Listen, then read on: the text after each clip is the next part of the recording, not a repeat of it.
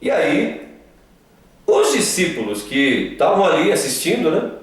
Foram os fariseus que fizeram a pergunta. Os discípulos entram na conversa. Acho que eles dão um pulo para trás.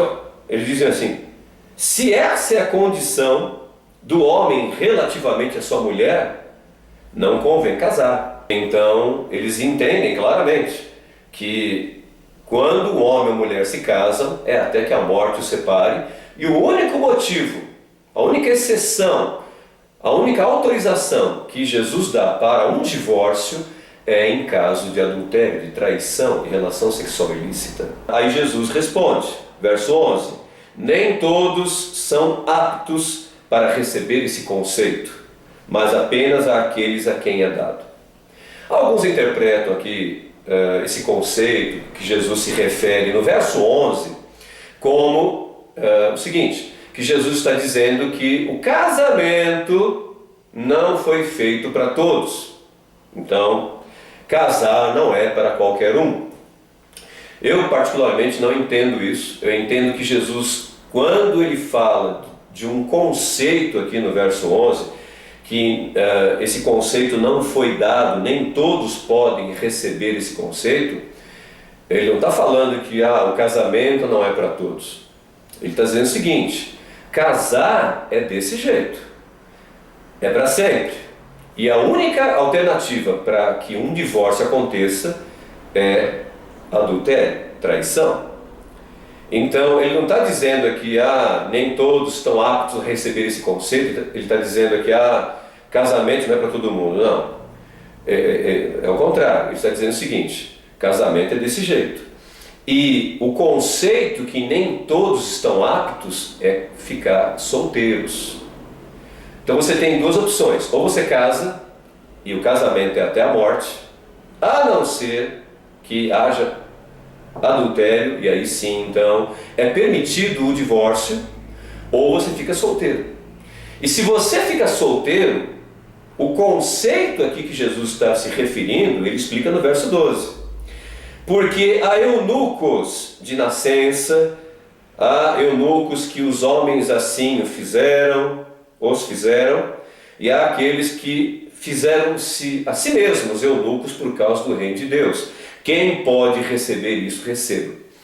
O que é o eunuco? O eunuco é aquele que na antiguidade ocupava um cargo na administração de um império, e no primeiro momento o eunuco era aquele que não tinha os órgãos sexuais. Os órgãos sexuais eram removidos, ou ele havia nascido dessa maneira, e os imperadores, os reis que tinham seus haréns, suas esposas, as suas concubinas, eles colocavam eunucos para cuidar dessas mulheres, das suas esposas e concubinas. Então Jesus está dizendo o seguinte: ou você se casa, e quando você se casa é para sempre, a não ser, não é para sempre, quando? Quando há traição, e aí sim, a parte prejudicada, a parte traída pode se separar, ou você fica solteiro.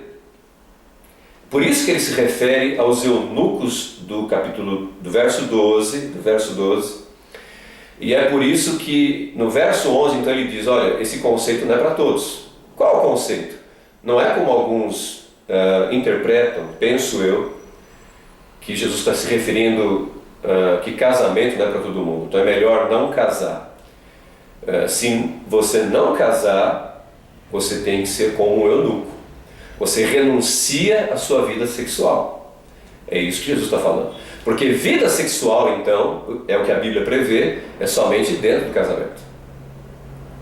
Então, esse conceito que nem todos podem receber é isso. Você quer ter vida sexual, é dentro do casamento. Você não quer se casar, porque então não convém casar, como os discípulos acharam.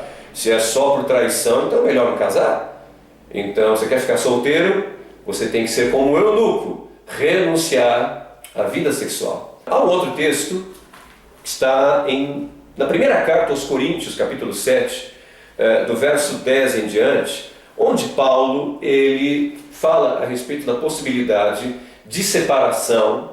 Ali há uma outra permissão de separação. Quando?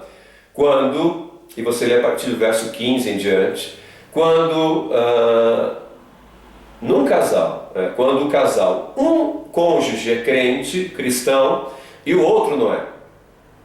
E ele diz lá o seguinte: se o cônjuge incrédulo não quiser permanecer casado, porque o outro cônjuge, esposa ou marido, são cristãos, e por causa da fé, né, do cônjuge crente, o incrédulo não quer mais ficar casado, Paulo diz assim, que se aparte então, que vá embora. Mas a iniciativa então é do incrédulo, não é do cristão. E Paulo diz assim, Deus não vos chamou à escravidão, mas à paz. E a maioria das igrejas interpreta aqui então o seguinte: o cônjuge crente é abandonado pelo incrédulo por causa da sua fé. E subentende-se também que o cônjuge crente é alguém sábio, é alguém que vive a sua fé de uma maneira correta, abençoadora, ele não vive uma fé maluca, uma fé completamente despojada de bom testemunho, e aí o incrédulo vai embora por causa disso. Não, o texto dá a entender que o cônjuge cristão é fiel, é uma bênção para a sua casa, é uma bênção para o seu cônjuge incrédulo, e mesmo assim o cônjuge incrédulo quer ir embora.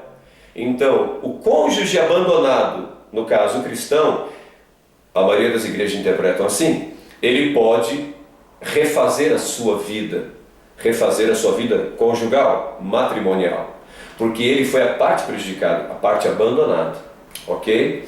Então você encontra na Bíblia essas duas alternativas, essas duas permissões que em geral as igrejas cristãs aceitam como os dois únicos motivos que alguém está autorizado a se separar. Grande abraço, Deus te abençoe. Mande a tua pergunta para o Facebook, né? Pode mandar, mande para o e-mail também que vai aparecer aí na tela, e que o Senhor te abençoe. Um grande abraço.